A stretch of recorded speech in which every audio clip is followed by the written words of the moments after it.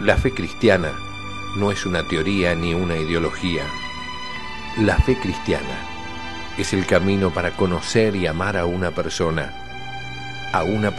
que vive, a Jesucristo.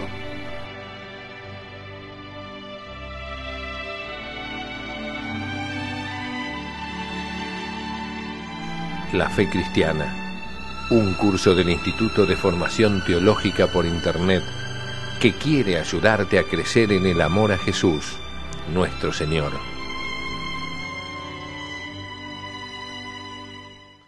En nombre del Padre, y del Hijo, y del Espíritu Santo. Amén.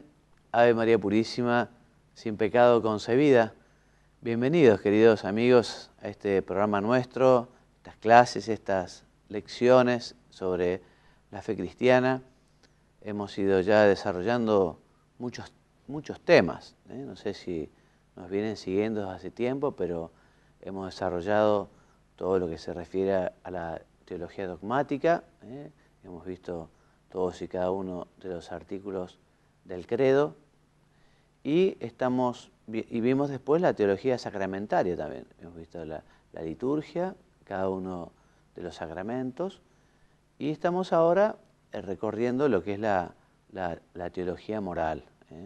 El núcleo de la teología moral son los mandamientos. Estamos viendo un poco los prolegómenos. Hemos visto el acto moral, cuando un acto es bueno, cuando es malo, cuando se acerca a Dios, cuando se aleja de Dios. Y hoy y mañana, hoy el próximo programa, veremos algo bastante conocido por todos, algo que tampoco tiene demasiada dificultad, es algo evidente, pero lo veremos de la perspectiva cristiana, que es cómo el hombre por vocación divina está llamado a vivir en sociedad, familia y la gran familia, que puede ser el barrio, la provincia, la nación, ¿no? El mundo en general. El hombre no fue creado para vivir aislado, para vivir solo. Robinson Crusoe, por decirlo, en la isla perdida, además es una novela, digamos, es una excepción.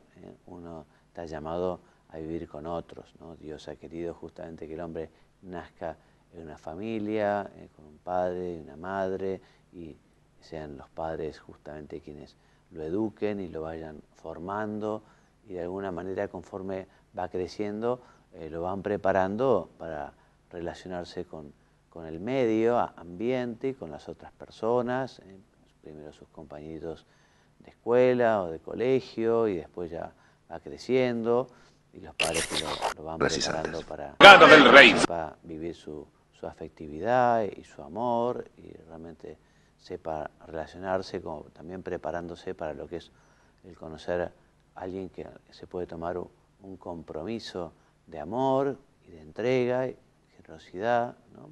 Para luego llegar al matrimonio y así, digamos, volver a empezar, ¿no? Ese niño que fue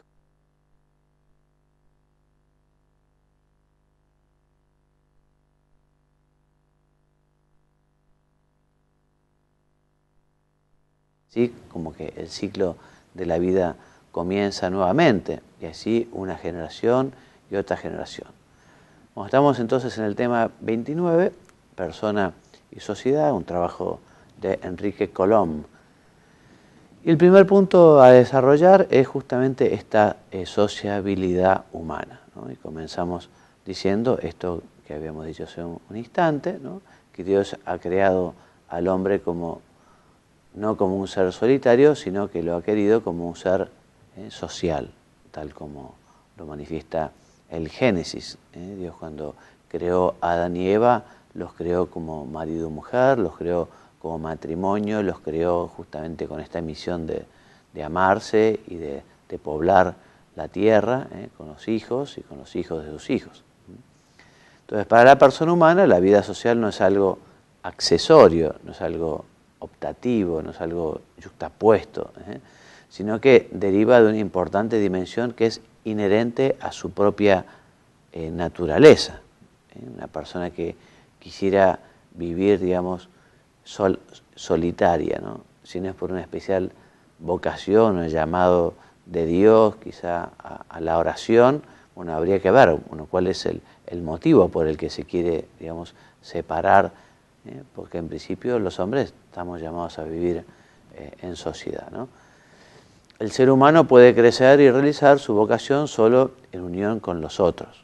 Ya hemos visto como desde, no sé, las sociedades primitivas, en la ayuda del hombre, si todos hoy en la actualidad tuviéramos que hacer todo, sería imposible. Si uno tuviera que fabricar los propios, digamos, alimentos, la propia vivienda, y bueno, los hombres justamente en sociedad han aprendido a ayudarse mutuamente, a dividirse las tareas y así, en fin, sacar mucho más provecho a la vida, porque también, como veremos un poquito más adelante, el hombre está llamado a la donación y a la entrega. Esta socialidad o sociabilidad le lleva también justamente por naturaleza a volcarse al otro, a ayudar al otro, a servir al otro.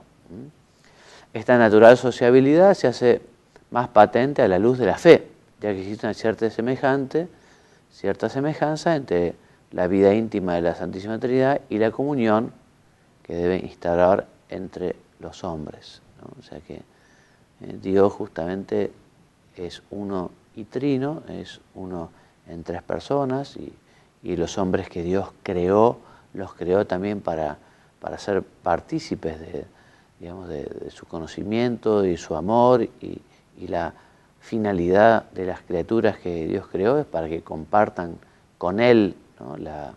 El conocimiento, el amor, la cercanía.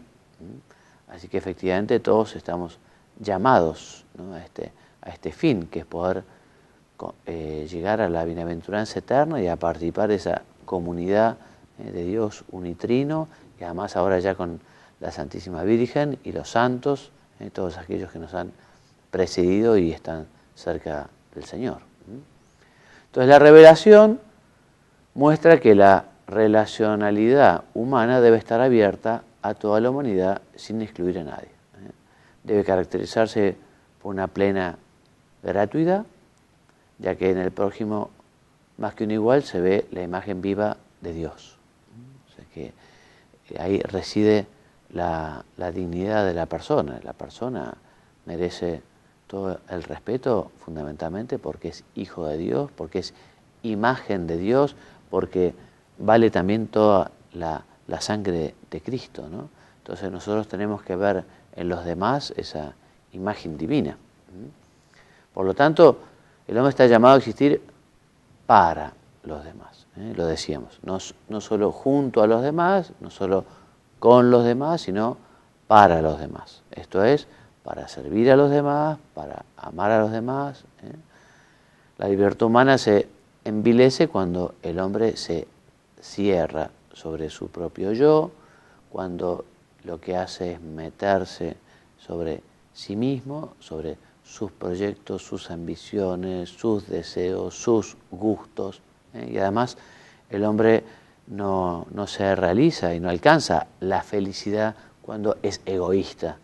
Justamente es en la entrega y en la donación cuando el hombre se realiza, cuando el hombre adquiere, digamos, cumple su función, y por lo tanto la alegría de vivir la da justamente eso, ¿no? Por eso a veces son malos a veces los consejos derivados de decir, bueno, si vos estás mal, bueno, ocupate de vos mismo, con una visión así egoísta, ¿no? Evidentemente uno se tiene que ocupar de uno mismo, y la entrega a los demás también tiene que ser limitado, por lo menos, digamos, no puede llevar a uno a perder justamente la salud o algunos, ¿no?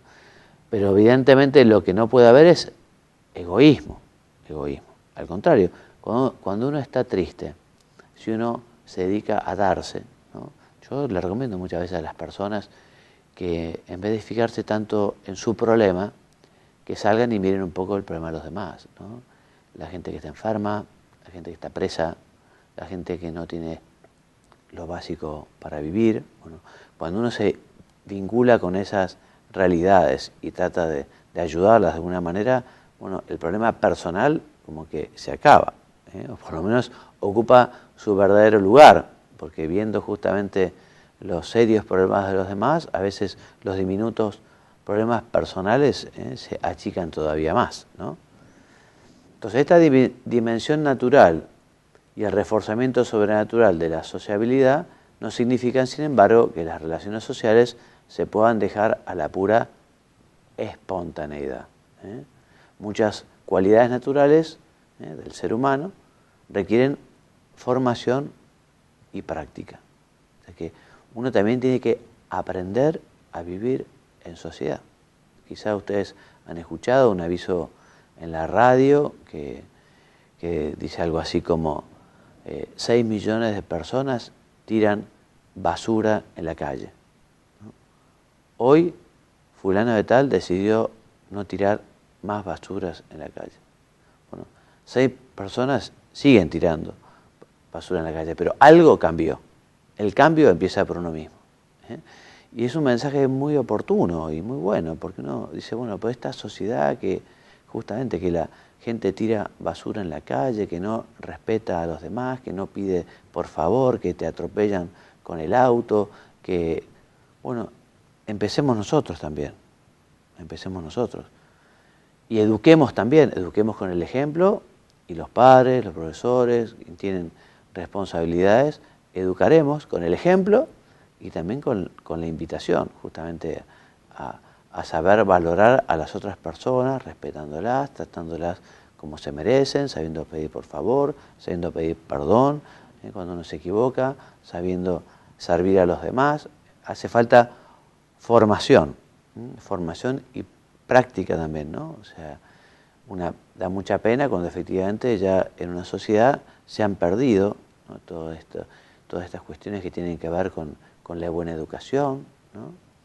O sea, realmente vivir las virtudes cívicas, o en fin, y tantas cuestiones que son tan fundamentales, ¿no? Que por ejemplo en los gobernantes deberían ser especialmente claras, deben estar especialmente brillantes, digamos, ¿no? Porque tienen la obligación, están allí para gobernar, ya veremos, para buscar el bien común. Entonces la transparencia en todo lo que es su patrimonio, ¿no? La claridad, el respeto por la verdad, bueno, todo esto en esas personas que están puestas allí arriba deben ser especialmente ejemplares. Entonces la sociabilidad no se limita a los aspectos políticos y mercantiles, son más importantes aún las relaciones basadas en aspectos profundamente humanos, porque el hombre también tiene una vida interior, una vida espiritual. Entonces esta cuestión también es muy importante, que las personas profundicen en el conocimiento, en el amor, en el respeto, ¿no? a lo que tiene la otra persona por ser hijo de Dios, por tener un alma inmortal, el respeto a la libertad religiosa, bueno, y tantos temas, ¿no? que tienen que respetarse para que el hombre también alcance esa plena felicidad. Por eso dice aquí, de ahí deriva que la real posibilidad de edificar una sociedad digna de las personas se encuentra en el crecimiento interior del hombre. No se puede pretender un crecimiento solamente material, solamente económico, solamente cuantitativo. Todo lo que tiene que ver con el interior de la persona, el amor a la verdad, el respeto, ¿no? Todo lo que es el valor intrínseco de cada individuo, independientemente si tiene plata o no tiene plata, en fin, el respeto de las instituciones, en fin, todo eso tiene un valor enorme, ¿no? Por eso la historia de la humanidad no se mueve por un determinismo impersonal, sino por la interacción de distintas generaciones de personas cuyos actos libres construyen el orden social. O sea que la sociedad la hacemos todos. Evidentemente algunos tienen mayor responsabilidad, pero todos hacemos la sociedad y todos estamos llamados a tratar de conseguir una sociedad justa, una sociedad responsable, una sociedad solidaria, una sociedad humana, una sociedad donde se viva la verdad, donde se respete a los demás, etcétera, etcétera. Y todo ello evidencia la necesidad de conferir un relieve particular a los valores espirituales. Porque una sociedad en lo que si se quedara solo en lo material, solo en lo económico, pero vacío de los valores espirituales, sería una sociedad que claramente se corrompería. Y a veces incluso cuanto más opulenta es la sociedad, si está vacía de contenidos, mayor es la degeneración. Entonces justamente lo que hay que hacer es educar en los profundos valores humanos. Entonces, la sociabilidad engarza con otra característica humana, que es la radical igualdad y las diferencias accidentales. O sea, por un lado, todos somos iguales ante Dios, todos somos iguales ante la ley, todos tenemos la misma dignidad de persona, la misma dignidad de hijos de Dios, la misma dignidad de ciudadanos, por lo tanto hay una igualdad fundamental, la igualdad fundamental para todos los derechos fundamentales de la persona humana, y eso es muy bueno que se respete, que se tenga en cuenta, pero junto con ello también hay una desigualdad en cuanto que somos distintos también, ¿no? Las personas han recibido diversos talentos, diversos carismas, distintas formas de ser, y es lógico que haya también una gran libertad a ser como uno es, a ser como, digamos, Dios lo ha creado, evidentemente siempre dentro del marco del bien común, de las buenas costumbres, ¿no? Bien, punto 2, la sociedad. Entonces, seguimos diciendo que la sociabilidad humana se ejerce mediante el establecimiento de diversas asociaciones dirigidas a alcanzar diversas finalidades. O sea, que también pertenece a la naturaleza de la persona el unirse para formar diversas asociaciones, para buscar diversos fines en conjunto, ya no individualmente. No todo conjunto de personas es una sociedad, porque en fin, todos los que van apelmazados en el subterráneo o en el colectivo o en el tren, digamos, van todos juntos, pero digamos no están formando una sociedad, aunque todos se quieran trasladar a un determinado lugar, ¿no? Por eso el catecismo define sociedad como un conjunto de personas ligadas de manera orgánica por un principio de unidad que supera a cada una de ellas, ¿no? O sea, cada una de ellas se han reunido para buscar una determinada finalidad y de alguna manera esa sociedad adquiere una determinada personalidad, por decirlo de alguna manera, ¿no? Los objetivos humanos son múltiples y los mismos hacen que existan distintos tipos de sociedades, ¿no? Además, esas sociedades se reúnen también, hemos dicho, por distintos fines, ¿no? Por eso existe un amplio mosaico de instituciones o asociaciones que pueden estar constituidas por pocas personas, como la familia, o por un número siempre mayor a medida que se pasa de las diversas asociaciones pequeñas a los pueblos, a las ciudades, a los estados o a toda la comunidad internacional. Algunas sociedades, como la familia y la sociedad civil, corresponden más inmediatamente a la naturaleza del hombre y le son necesarias.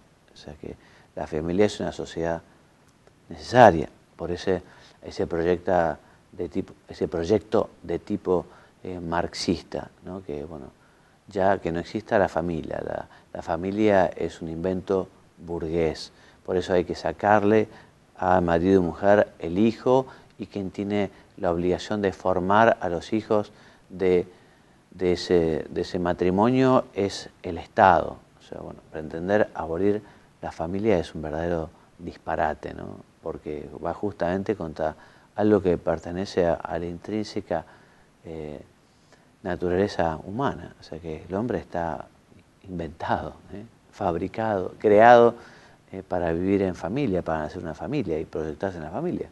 Ya vamos viendo cómo también muchos de estos proyectos que justamente han pretendido sustituir a la familia o inventar familias con un modelo que no es el del hombre y la mujer hasta que la muerte los separe, hacen agua porque no tienen los elementos para realmente poder educar a los hijos, ¿no? Y hacen agua y el resultado justamente es que cómo se ven perjudicados esas criaturas, ¿no? que han padecido, digamos, estos inventos de tipo marxista o actualmente estos inventos que llaman matrimonios y que si uno realmente ve lo que es la naturaleza del matrimonio no tiene nada que ver con el matrimonio, que habrá que regularlos quizá en justicia, pues son realidades, pero en fin, no sé por qué este deseo de llamar a todo matrimonio, ¿no?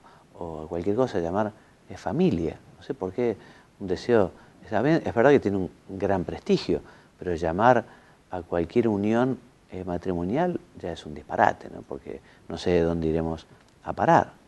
Ya ahora con un próximo proyecto de reforma del Código Civil argentino, unificado con el Código, ya, por ejemplo, va a ser un matrimonio en el cual no hay obligación de fidelidad. O sea, no existe la obligación de fidelidad, ¿no?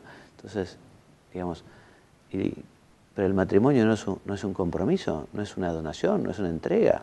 No es que uno se da y el otro se recibe y ambos se entregan para justamente formar una familia y para engendrar y tener hijos y educarlos, ¿no? Bien, entonces otras sociedades de libre iniciativa responden a lo que se podría calificar de culturización de la tendencia natural de la persona que como tal se ha de favorecer. O sea que evidentemente irán naciendo nuevos tipos de sociedades, ¿no? Porque se va transformando la sociedad, las personas, ¿no? Y bueno, y actualmente existen sociedades que hace muchos años no existían, y posiblemente muchas de las sociedades que ahora existen también quizá dentro de algunos años dejen de existir, ¿no? El estrecho nexo que existe entre la persona y la vida social explica el enorme influjo de la sociedad en el desarrollo personal y el deterioro humano que conlleva una sociedad defectuosamente organizada. O sea que es una pena que efectivamente la sociedad, cuando no acompaña el fin del hombre, perjudica al hombre, ¿no? Entonces el comportamiento de las personas depende de algún modo de la organización social. No es que el hombre dependa de la organización social, pero sí de alguna manera, como no puede ser de otra manera, la sociedad influye en la persona, Por eso, sin reducir el ser humano a un elemento anónimo de la sociedad, conviene recordar que el desarrollo pleno de la persona y el progreso social se influencian mutuamente. Entre la dimensión personal y la dimensión social del hombre no existe oposición, sino complementariedad. Por eso una sociedad buena, una sociedad que busca la verdad, una sociedad que busca el bien, una sociedad que es sana, ayuda a las personas de la sociedad. Una sociedad que es corrupta, una sociedad que es mentirosa, una sociedad que se dedica a delinquir y le hace mal a la persona, le hace mal, evidentemente.